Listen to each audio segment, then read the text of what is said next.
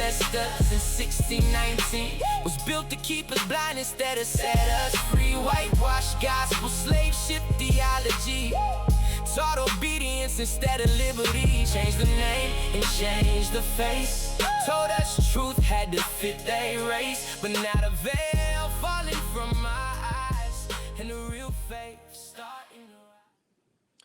What's up, everyone, and welcome back to the channel Reclaiming My Identity. We are back with another episode in our series, The Church Has a Problem. And I'm excited to talk to this brother here today. Man, listen, introduce yourself to the family and give us a little background on yourself. Tell us who you are, where you're from. All right, man. What's up, guys? My name is Raul Sedino. I know my brother from a while back, and it's just good to be on reclaiming my identity. I was kind of brought into this, or not brought into, when I read your book. It kind of opened up a lot of hard truths, that I kind of knew, but didn't really have the paper trail. But you provided a really good paper trail. It kind of opened up some windows for me. And so reclaiming my identity, I've been following it for since it began. I'm a husband, son, brother, father. I have three small children, and I don't know, man. I don't know what church I belong to, except for the one uh, that Christ was a part of, or that He built. So I'm just excited to have a conversation. Glad to just see you and talk to you because it's been some time, and you go off traveling the world, so it's hard to get a hold of you sometimes. So good to see you. Yes.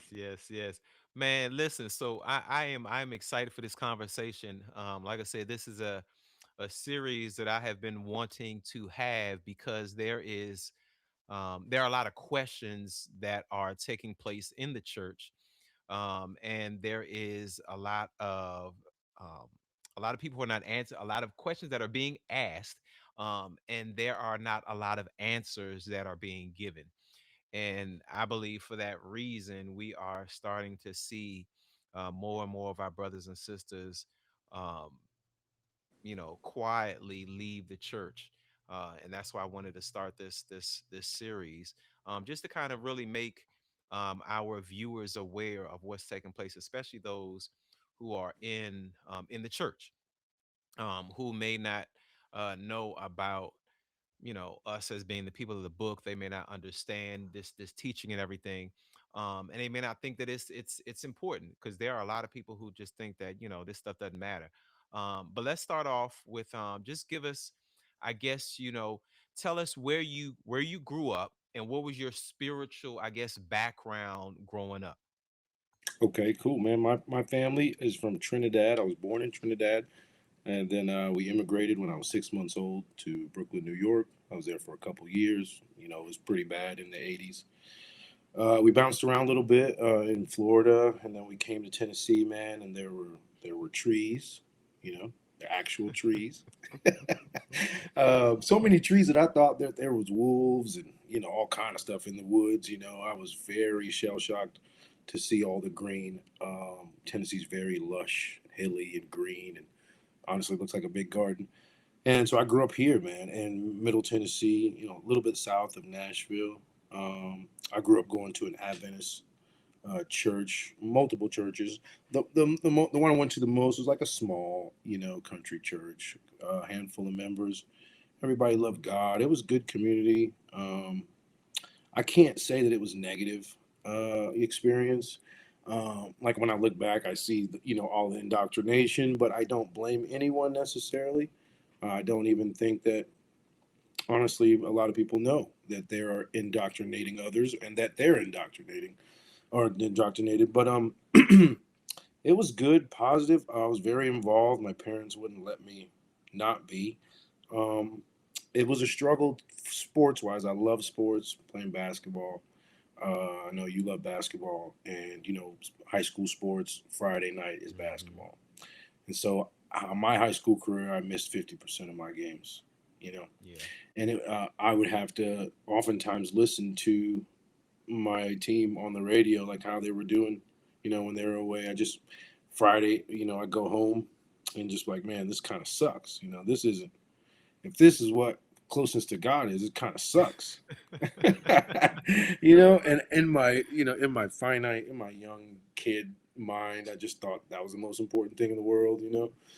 But my parents were strict, man. They ruled with an iron fist, so I couldn't. There was no movement on that. Um, and so after that, I went to college in Tennessee, and I kind of like unplugged, bro. You know, Hmm. like in terms of like church, and I would come home, but that's probably the only time I'd go to church was when I came home. And they had campus stuff and everything.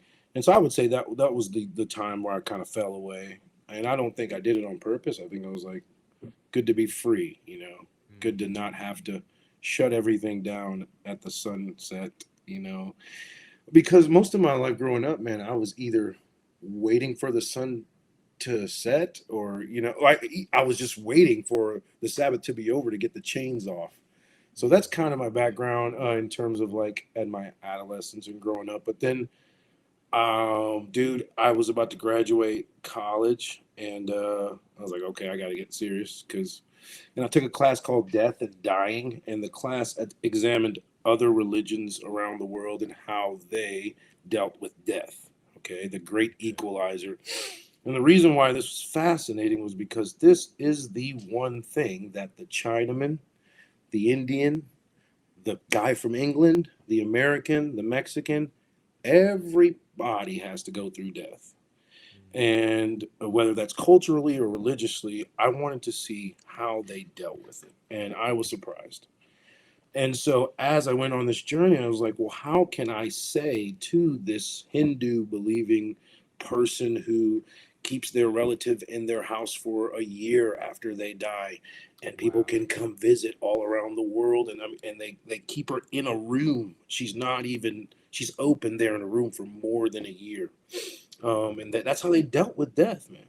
And some may say that's not healthy, but I can't judge. So that's why I was like, I can't judge.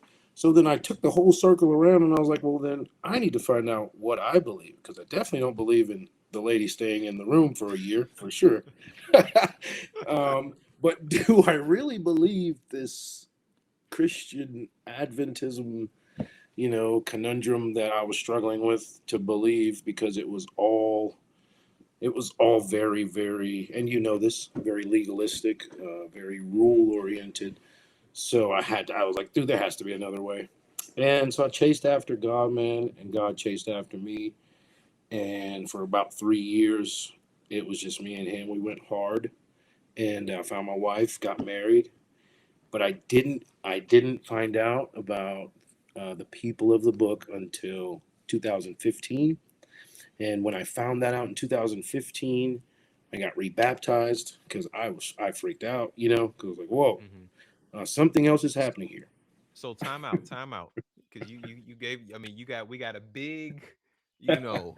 Yeah. You said when I found out. So how Uh-huh. did 2015? How did you come to the conclusion? How did you find out that we are the people of the book? Well, it was a multitude of things, all kind of converging at once. It was as if God was yelling it at me. First, he was whispering, and I was like, no, you know? It was an Hmm. automatic no. And where was that no coming from? I was trying to examine, like, where was that pushback coming from? How come I could immediately say, there's no way that we're the people of the book? How could I, you know? That had meant someone had told me that I wasn't that. Therefore, I had already made their argument for them. I was ready to make their argument for them. Hmm. And so the trickles started to turn into streams, man. And okay, for example, Solomon, Song of Solomon, when he's talking to the woman, it says it over and over. I am black. I Hmm. was like, Yeah. it always boggled me that they live in the sun, man. So that something wasn't. And of course, the verses about Paul being, there was little verses here and there, but then the Hebrew Israelites started to come. I'd get Hmm. bits and pieces from them, but something was off with them. Hmm. And at that time, I realized, oh, this is this could be true. Mm-hmm. And once I opened myself to that idea of understanding, then it was everywhere. And I mean everywhere. And then when you came and brought it from a historical perspective, it was almost like a avalanche. It was almost unavoidable at that point. And once I realized it was unavoidable, then I realized that someone would have to intentionally disregard this understanding. But for what? You know what I'm saying? Like, Mm-hmm. just so that we wouldn't know real people? Hardly. Because there's a whole avenue of things that open up once you realize this thing. And so Right. once I realized this thing, it gave me the keys to open another door. And I opened that door, and there's several other doors in there. But you know what I'm saying? But that really opened up a whole nother understanding of scripture or prophecy of things that kind of were fuzzy before. It cleared up a great deal. And I got baptized. I got rebaptized, dude, because of this. I did not. I wanted to rid myself of allegiances with anything or anyone except for Christ. So I drove 5 hours to Mississippi with my friend, and I baptized him, and he baptized me in this church with this pastor who had been ran over by a semi truck. Half of his body was crippled. He couldn't Wow. talk out of this side of his face, but God had hit him with the Holy Spirit Mm-hmm. so hard that he was just powerful, known in the community for being powerful. Had an old country church. Man, we went in there, got baptized, and since 2015, dog, I would say that's probably when I got born again. Wow. Born again into the body of Christ. I don't. Mm-hmm. Um, let me just give you this. This is how far I went. For example, the word church. Do you know that there are two gospels that don't even have the word church in it? Right. Okay. There are, in fact, Matthew and Luke, when they have their word church in it, it's like very, very short and sparingly. Okay, church. If you look at the root of the church, it's Greek, right? It doesn't mean a building. We know that already. Mm-hmm. Um, Church, the origin, Old English, comes from Circe and Circe, Kirk. It was a Greek goddess. That's where we get the word circus from. The Greek goddess. This is what the Greek goddess would do. She would come into your house, lock the door, and she was the goddess of like trances and potions and beguilement. She would come in and totally disorient you, to make you believe something was there or make you believe something that wasn't. And so just saying the word church, for me, it's kind of hard in the context that we use it, not in the context of the Bible, because the Bible, Mm-hmm. you could replace it with the people, right? You Mm-hmm. could replace the word church with the people in that area, right? Mm-hmm. It doesn't necessarily have to be a building. So that's kind of the rub when I was like, man, this really is a circus. 90% of the things you see on the internet at church is a circus. You know what I'm saying? It's not even it's not even resembling worship in the Bible. So I chose to leave the circus. In 2015, I officially left circus. I didn't stop going to buildings that people call church. I'm not saying to do that, Mm-hmm. right? I'm not saying Mm-hmm. that people who go to church are wrong or that that's bad. I'm just saying the Mm-hmm. allegiance for us to say that, hey man, we are the Baptists. It's like Mm-hmm. cheering for the New York Knicks, bro. But like we won. No, you didn't. You know what I'm saying? It's the Knicks won. That's all. That's that New York Discover a Knicks. place where every street tells a story and every moment leaves an impression. Welcome to Johannesburg, South Africa, a city alive with culture, flavor, history, and energy you have to feel to understand. From vibrant neighborhoods to unforgettable cuisine to experiences that go beyond the surface, this is more than just a destination. This is cultural immersion. With Reclaiming Our Identity Travel, every detail is thoughtfully curated so you don't just visit, you experience. No guesswork, no stress, just a journey designed to connect you to the heart of it all. So the question isn't just where will you travel next, it's how do you want to experience it. Reclaiming Our Identity Travel. South Africa is waiting. Are you ready to go? Cooling, huh? Yeah. Yeah, Sean. Yeah, Sean. Yeah, yeah, son. So so so you came into this understanding in 2015, um, and it began to, you began to learn more, study more, and open your eyes. How did it change, I guess, the way you saw yourself? Did it change the way you saw yourself, how you saw others? Because you mentioned how when you opened that door, it opened a whole lot of other doors. It led to a whole lot of other doors. So explain that for us. Yeah, primarily with my children, man. Um, Primarily with them, their understanding of who they are. Because if you were a black kid in America, you already know you gotta play ball, Mm-hmm. you gotta be an athlete, you gotta do, you know, rapping, streaming, I show speed. You gotta be Mm-hmm. you gotta be something like a social, um, something that people can look at you and be like, oh, that's what black people are, you know. Mm-hmm. Yeah. So I really couldn't take. I didn't want that for my children, dude. So I would say the main way that this affected was for me to be comfortable with saying that if you want the story of your family, here is the story of your fathers. This is the Mm-hmm. story of your dads, and if you want to look for heroes, here they are. Here Mm-hmm. are their qualities. Here are their mistakes. Here Mm-hmm. are their nuances with God, their struggle with God, and here is your father, Abraham, Isaac, Jacob. My last son, my last son's name is Solomon. I'm my dad's last son. And then my dad's his dad's last son. And my dad's. So we're so like a family of like last sons. Mm-hmm. And so I tell my last son all the time, dude, Benjamin was the last son. Benjamin was special. See, Mm-hmm. I can actually try to like envelop them into the story. And when I Mm-hmm. see traits that I see from the children of Israel, I Mm-hmm. I try to like shout that out and say like, "Oh, that makes sense, man, because your dads did this, Yeah. your fathers did this."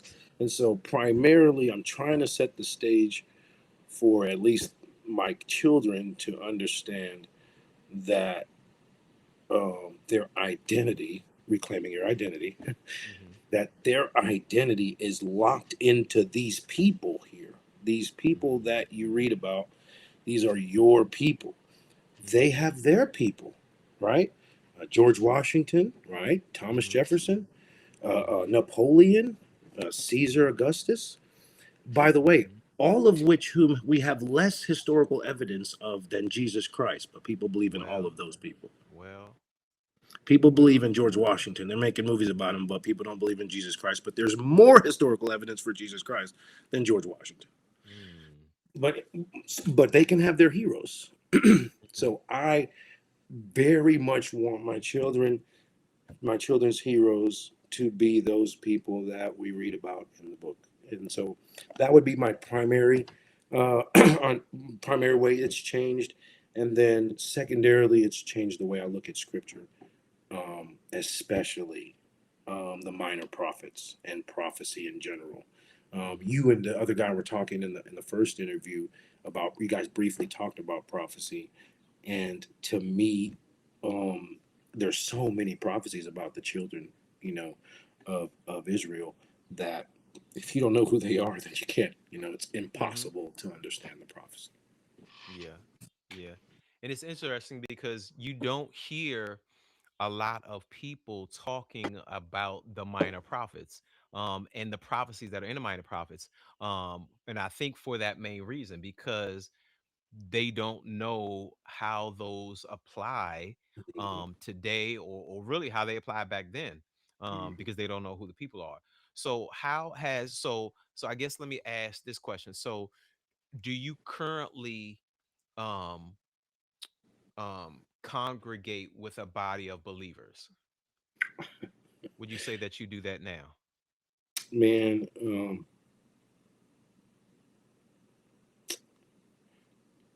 it's a little personal, man. Like, my wife has been asking me for a while to to come with her. She's been going back to the Sunday church that she was with, like when I met her.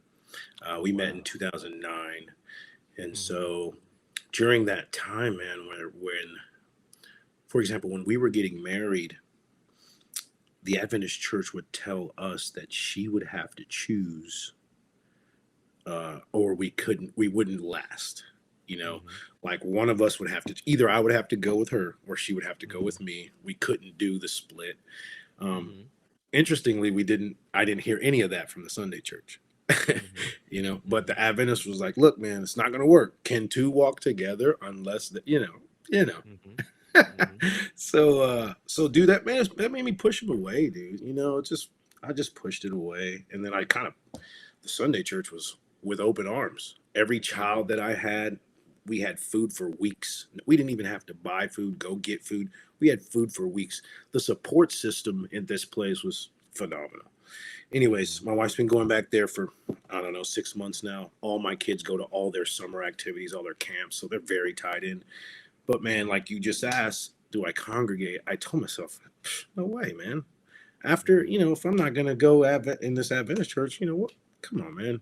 And it comes from a very selfish place inside of me, man. And I often struggle with, like, the idea, like, what, are you too good? Like Mhm. the kind of like pretentiousness, just because there are a few things that they don't know. They love God. They're trying. Mhm. um, so I actually made a promise to her, dude, that I would start going with her, um, to church, and it's a Church of Christ. It's here there in Mhm. Nashville. Mhm. Um, it's predominantly white, Mhm. be honest, but it's multicultural. The worship leader's Mhm. black. It's multicultural, Mhm. and they're great, man. They're great people. I mean, it's just for me, man. It's hard again to have that allegiance, Mhm. or to have allegiance, and but for my family, I think it's very. And you told me this, what, 7 years ago, that the reason why Mhm. I would or need to would be for my family. I mean, you're the first person to tell me that it was just kind of how it goes. So Mhm. that's kind of the spiel. But we were serving in the Adventist church for a little while, and it just I had held off for, man, a long time, from serving, Mhm. and then things happened, and then we were trying to, and then the conference did some stuff. There was some stuff that happened in the church that was just I just couldn't get over. Again, Mhm. probably my own uh, crap that I needed to deal with, and so I just completely unplugged, man, and just completely walked away because it was pretty much the reason was pretty much that I they weren't moving according to God. It was according to what's best for, like, the economy, the Adventist economy Mhm. in Nashville. You know how it Mhm. goes, dude. You know, Mhm. and you can't blame any one person. Everyone's a part of a machine. So I blame the machine. I try not to be personal. I try not to take it personal. But the machine, I got caught up in the machine, which I had tried to avoid for years. And once I got one peak of the machine, it was way worse than I thought. And it scared me, man. It freaked me out, dude. I cried about it. I didn't want to because I love the people, but it was Mhm. necessary for me to be healthy and to not have to kind of fake it to make it. Mhm. So yeah, dude. So, Bedside Baptist, I guess. so so you mentioned that you have been going with your wife, or you have not, or you're thinking about it. I mean, how does that look? And I guess with everything that um, I guess how do you handle that? How do you grapple with that? How do you know, um, and how does your wife feel about what and you know? Yeah, I mean, she's heard it all for years. Hmm. Whenever I have a sermon, so she's there to hear it. So she kind of knows, but and Hmm. she understands the reasons and stuff. but I haven't been going. I've been thinking about it, and I did promise her that I would, like you said, for the children and just to be with them. I work Hmm. every day, man, so that those weekend days are precious. Um, Hmm. and then like going there and the things that I know and knowing that probably everybody in the room is like would totally flip out if they heard me say. Probably so. Probably so. And Definitely. so like so like I just try to like I honestly try anytime I'm in that congregation, I honestly just try to let go and I try to be aware of my own prejudices, my Hmm. own things that I kind of all my blind spots and things like that. It's a constant struggle, man. Um, kind of when you know things and then you know that you know and you know that God told you that it's hard to that's a very hard thing. And then it's Yeah. hard to sit in the soup of other people who don't know and who Hmm. are comfortable with, I don't know. Jesus is fine, man. You want to call him Jesus? Okay, he's big enough to do that. But like sometimes, man, because like I was at church, dude, when I was actually serving at South. Um, I was talking about words in general, like why we call people what we call people or whatever. Hmm. And then I showed a picture in church of the KKK, like all 30 something of them, and Hmm. right behind them was a big banner that says Jesus saves. You know, so it's like this. They know these guys know a Jesus, but that's not the guy. That You ain't know, it. That ain't him. That ain't him. and so that's why I can't like and this kind of takeover started within the first couple centuries. So you can't really blame a denomination. You know, Hmm. and then like the Caesar Borgia thing and it makes sense that when John's writing, he said the spirit of Antichrist is already here, right? Hmm. Like Jesus is being formed right now. Their version of Jesus is being formed, and Mm. so like it's hard to kind of hear it sometimes, and then God is dog spelled backwards, and it's like Mercy. you it's hard to them to hard to us to say God the whole time, and then you watch a regular PG-13 movie in America, definitely retro rated R movie in America. There are three things that are said all the time when something's happening: Jesus Christ, Hmm. God, whatever, Yeah. Hmm. and then holy, you know. Wow. Why is that? Wow. Why? Those are the three things you Wow. hear in every movie. Those three things you never hear. Holy Krishna or oh my goodness, Muhammad. Maybe though in those Yeah. countries, maybe they're Yeah. saying that, but like international like Avengers, you're Hmm. gonna hear Jesus Christ 100 times, especially when it's Hmm. blowing up and when things are going bad. You're gonna hear holy blank and oh my God. So it's Hmm. like Yeah. they have totally killed the language to dishonor God, dishonor the Most High God. And Hmm. so that's the struggle too. And it's now that I familiarize myself with this. Diane actually got me a Torah, with the Hebrew Hmm. language in there. I'm trying to Hmm. immerse myself in that, and it's hard to like read through it and not read God, instead read Elohim, or Hmm. instead of reading the Lord reading, and then Hmm. and then whenever I go and then I hear it and I turn on, Way FM, you know, uh, the fish, and it's all that. And I'm like, gosh, Yeah. man, I Yeah. it's kind of distasteful, but they're praising God. People love it. They're doing great. It's hard to knock them, but it's like it makes my ears feel a different kind of way. Like when you said, like Yeah. when you learn these things, it's hard to unlearn them, and it's hard to get comfortable when you hear it. Hmm. Yeah. Yeah. It's hard. I mean, it's hard. I have trained myself now, um, because I've been doing it for a little while now. That Yeah. I can read scripture and read the Elohim, Hmm. Yeshua, Yeshua Hamashiach, the Most High into all of it, because I just train myself and Hmm. intentionally, and yeah, it's everywhere. Yeah. It's everywhere. What has really gotten me, and it has gotten to me for a while, but it really, I mean, it's like all of the images, man, you Hmm. know, of all of the images. It's like everywhere you turn is Hmm. a white Yeshua. Or no, it's a white Jesus. Let me put it like that. It's a white Yeah, Jesus because absolutely. it ain't Hmm. Yeshua. Um, but yeah, so I get it. I get it. So do you think that, I guess, is this something that you think is a problem that is in the church, in the body, I believe the church in general? Do you think this is an issue? Because there are a lot of people who, especially in the quote unquote church, who don't think that this is important. Why does it matter, what the Messiah looks like? Why does it matter, who the people of the book are? What would you say to that? I mean, what do you think about that? Man, there are so many reasons why it matters, but it wouldn't matter to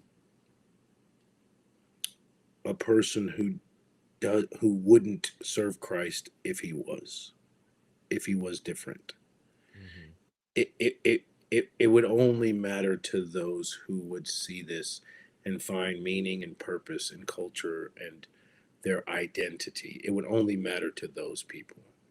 In fact, I think that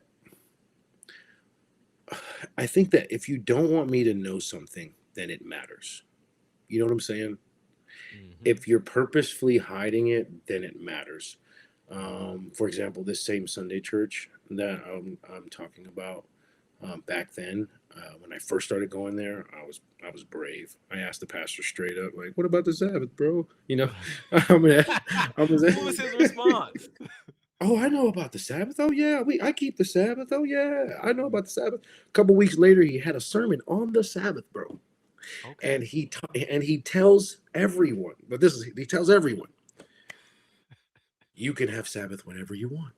That's right. You need Wednesday night Sabbath, you can have it. God is Yeah. just saying in the fourth commandment that you just gotta have it. So if you need it on Tuesday night, Taco Tuesdays, you can have it. So that was kind of his response, was like, this is Hmm. his understanding of it. And then when I realized, I was like, okay, then I can't really, who you can't really talk about it then at that point. So then whenever I'm dealing with it, I realize that there is a point where some people just won't care, and neither will they ever change, Yeah. until God actually comes in and tells them or shows them. Then I don't think it would allow them to. Because think about it, whenever you heard something that was a paradigm shifting something, everyone's first knee jerk reaction is no way, right? Right.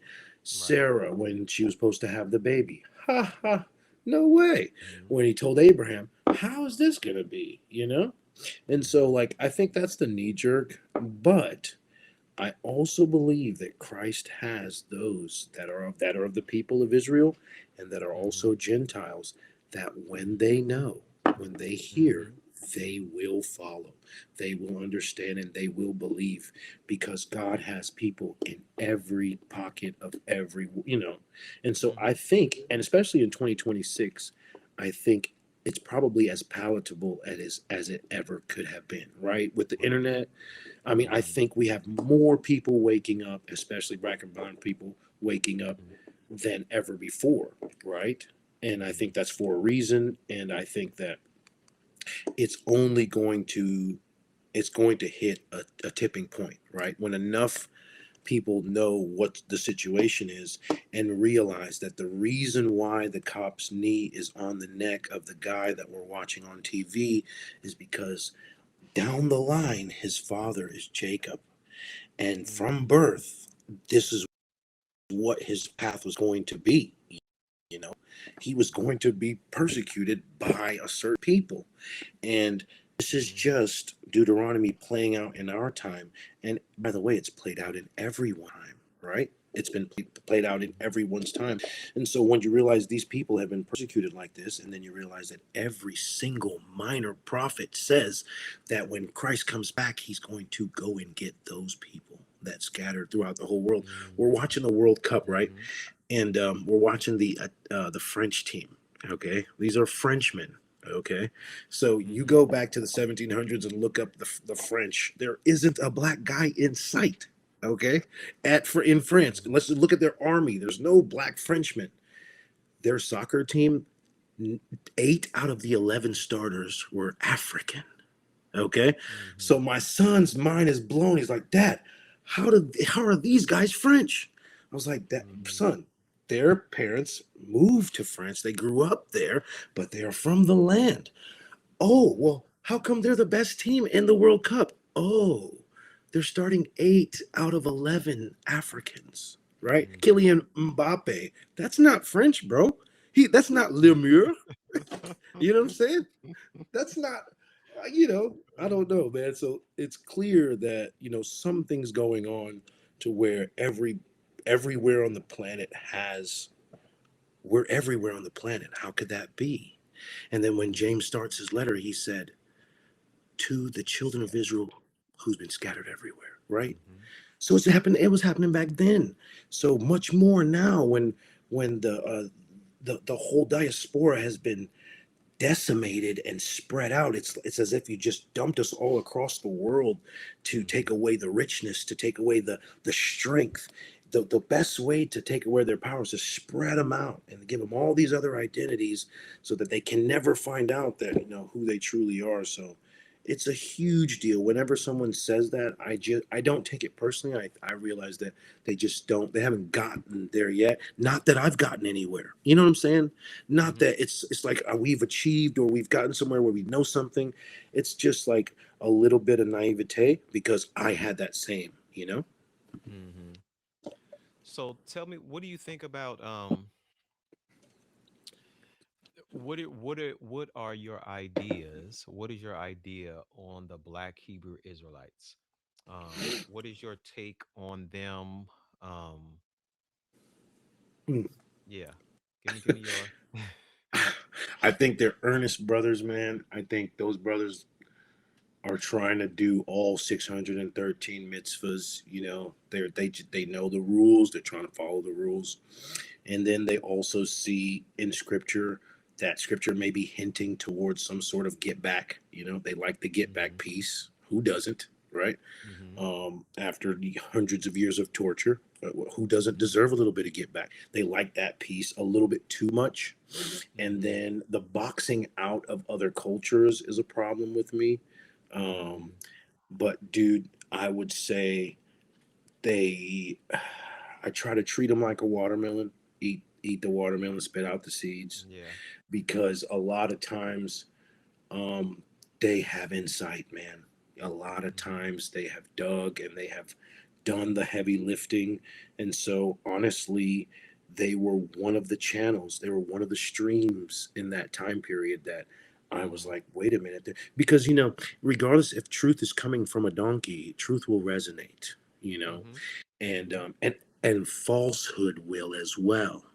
If Mhm. there's enough truth inside of you, the falsehood would ring as well, right? Mhm. And so um, I had watched him online for a long time, dude. Then we was on vacation, me and my wife and my kids, and they were there on the beach, and they were Okay.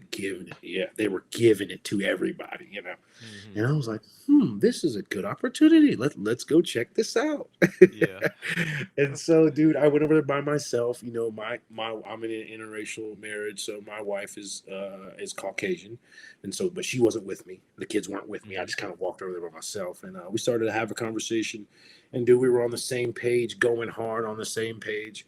And then finally, I hit him with it. Like, so what about the Gentiles and can they be saved? And he Mhm. said everything besides they should be killed right now. He said everything besides that. And so, dude, ended up spending about an hour with him there at the beach. We had to go. The sun was going down. I got his number. Mhm. We started to text and we started to talk. And then he was a younger guy. He was a couple years younger than me. And I knew that he had zeal and he had learned Without this knowledge. truth. Yeah. Yeah, he was wanting to do it. But then when I started to give him scripture, it was very hard for him to deal with. And Mhm. his knee jerk answer was, let's go. I'm going to have to forward this to the next guy up, in the Mhm. in the pyramid or Yeah. whatever it is. Mhm. And so he wouldn't engage with me on things that he didn't understand. And I Yeah. realized that it was just like every other organization. you know, and it was almost worse because they weren't handling the truth that they had found with grace and with purpose. Mm-hmm. It was more, it was not, to me, if you were to be a Hebrew Israelite, the goal would not be to isolate. The goal would simply be to open up the truth, would be to tell Mm-hmm. the truth, and they're doing it so harshly, and it's just distasteful.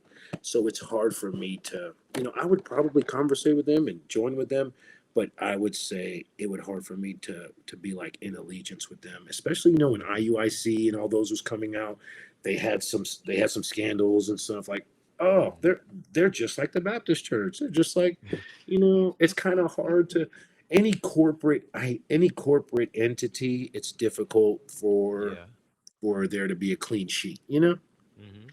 And I Mm-hmm. think that's why in the books of Acts that they were meeting in the houses, man, because um, I know one famous historian said Christianity could withstand persecution, but could it withstand popularity? And it could not. Once it got popular, it changed, you know? Mm-hmm. And so now I believe personally that the church is within each human, each family unit, things like Mm-hmm. that. And it will be apparent who the church is when it's almost when it's go time. When you talked about the gathering. Mm-hmm. When those things happen, I think it will be apparent. What side people are on. It's interesting. I've had lots of conversations with Hebrew Israelites, and I like to say Black Hebrew Israelites only to distinguish between um, us and the camps. When I say Mhm, us and the camps, because I consider myself a Hebrew Israelite, mhm, but I'm not part of a camp. mhm, mhm, I'm part of the lineage of mhm, Abraham and Isaac and Jacob. Um, but they are, I've had, I got some videos on here with some brothers who are um probably wouldn't say that they are, but they are, you know, mhm, some brothers that are, um, I had an interview with one individual, you know, um, only goes to church every once in a while, but a lot of people don't know is you have individuals that are in the churches who believe that stuff that they're mhm, teaching. You know what I'm saying? mhm, That the Israelites are teaching or whatever. Um, and one thing I noticed recently is that you'll see some with the IUICs, they've kind of, especially on their videos, they've kind of calmed down a little bit. mhm, Um, so I think they're getting a lot of pushback because they have been, condemning everybody to hell. Let me take it back. They're still doing that, but they're just not as harsh when they say it. yeah, yeah, Um, yeah, yeah, but I think they are literally. I mean, when I think of them, I think of Romans 10. You know, um, when Paul says they had the zeal but with yeah, no knowledge. You know what I'm yeah, saying? And them brothers.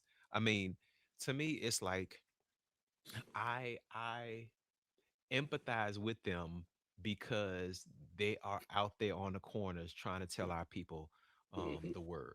You know what I'm saying? mhm, I empathize with that, and I think that is what we ought to be doing as believers of the Most High. You know what I'm saying? We ought to be sharing this gospel, sharing this message with His people. But it's just that everything else that they do, the rest of it.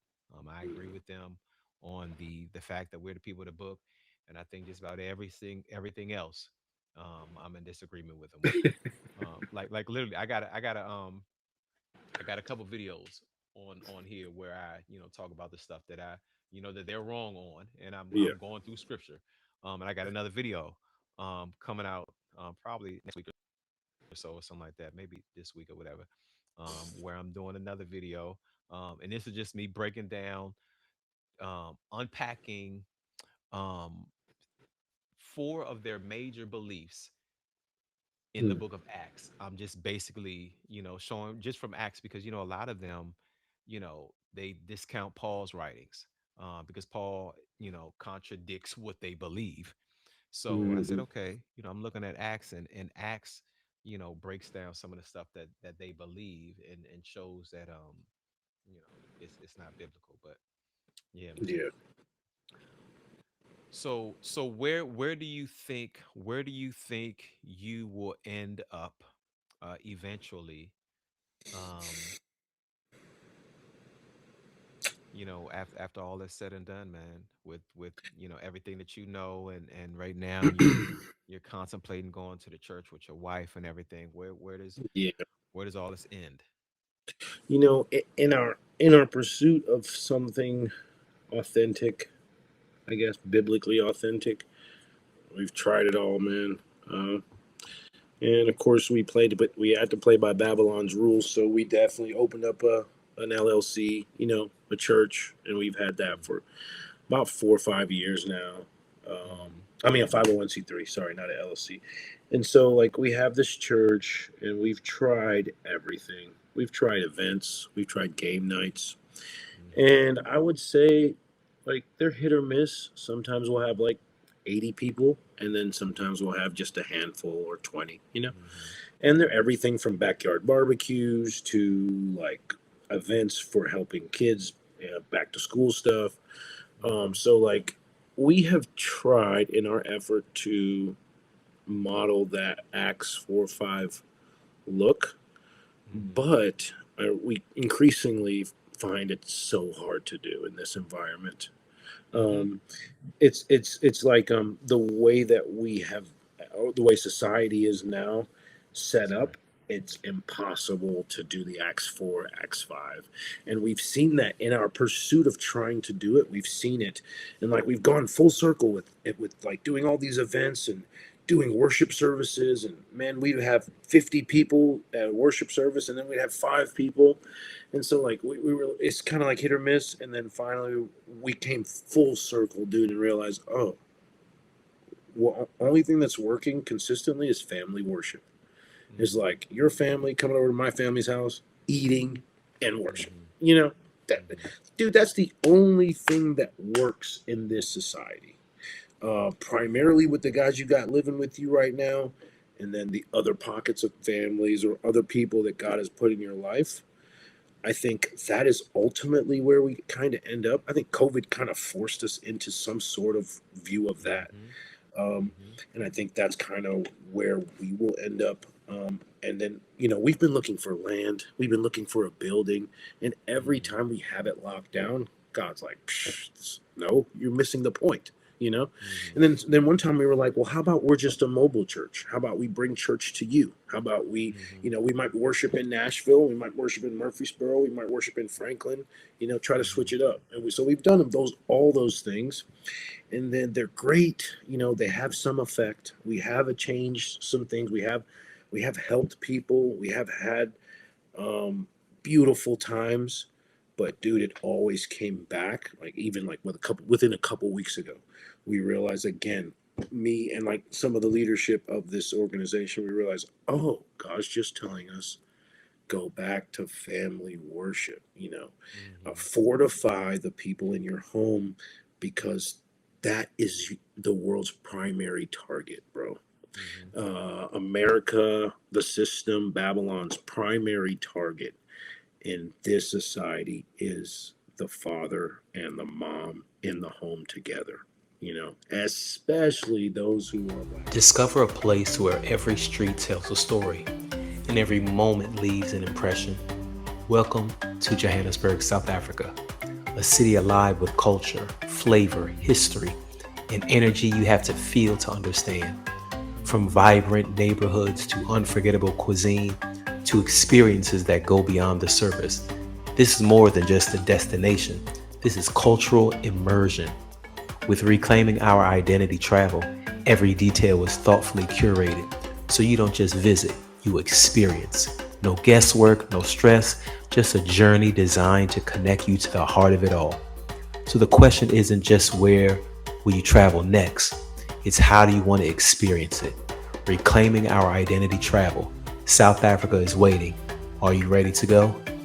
I mean, That's right. if you, to me, this is the great reason. There are socioeconomic reasons, there are criminal justice reasons, there are racial reasons, but the main reason, okay, to me, all of those reasons are like pimples on the face. But Mm-hmm. the main reason to me is mom and dad not being in the house together with the baby, you know? Mm-hmm. And the whole world's attacking that because that looks like God. When you got mom and dad and kid, it that looks like the father, especially when you got strong black guy, strong black mom, and a strong child who knows who they are, not afraid to wear their hair naturally, not afraid to not color their hair pink, not afraid to do things that are like that the society says that you as a colored person has to act a certain way. Whenever you have that, dude, that is the most dangerous thing on the planet. You know what I'm saying? If Mm-hmm. you and your if a strong mom and a strong dad can make a strong kid, then that is where society is strengthened. And to me, that's where the attack is. So God's just at this season has just been begging me to fortify these family unit and those families around us. So kind of like we've kind of been stuck there, man. He won't let us out to go do worship or go have a worship team. What is that? You know?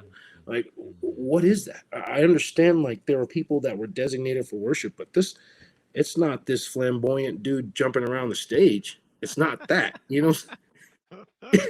So we're just searching, bro. Like I think I'll forever be searching, bro, because I don't know what I'm looking for outside of Acts Mm-hmm. 4 and 5, except for like we'll have moments where we realize, okay, this is it. We can't ever hang on to it. And Mm-hmm. so it just takes me back to the scripture that says the most high does not dwell in buildings made with man's hands, man. And so that's kind of like where we've kind of like found home in is just pouring into family time and family worship and seeing what that looks like and how fun can I make that? How interesting, how Mm-hmm. historically accurate, not just fun, but truth. Mm-hmm. Whenever I'm reading a comic about Batman, that's all bullshit. But if Mm-hmm. I'm reading about where these children, this little pocket of people, were so fierce that towns over in Jericho had already heard the news about their God without Facebook, without Twitter, without, Mm-hmm. you know, how come how come Rahab knew?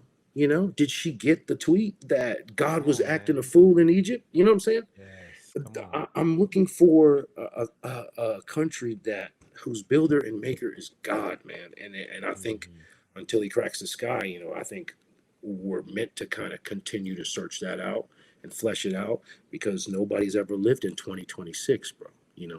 Besides us, nobody's ever had to have church in 2026. So, Mm-hmm. what does that look like? Is God not have church in 2026? You better believe he can, but he can't do it if we don't allow him to. And I think the church is most of the time has said, this is our box. Come get in our box and have church with Mm-hmm. us. Everyone outside of this box is wrong and dangerous. And if you listen to them, if you introduce their ideas, now this is just not for church. This is for Republican, Democrat. Mm-hmm. This goes across the board. Yeah. Music, this goes everywhere. But it's like we've amalgamated all those things into how we deal with church, and it's almost not possible to operate with the spirit in that setting. You know what I'm saying? Mm-hmm. Mm-hmm. Yeah. Yeah. Man, well, listen, I appreciate it, my brother, man. Yeah, I, we have been trying to have this conversation for a minute. yeah, Um, and I'm glad that we were able to um, sit down and talk, man. And if you have not done so, please like, subscribe, share.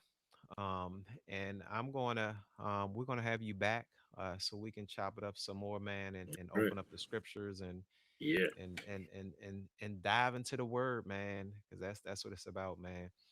yeah, You were on. I'm trying to think. You were on another program that I did several years ago, and I don't even remember what platform that was on.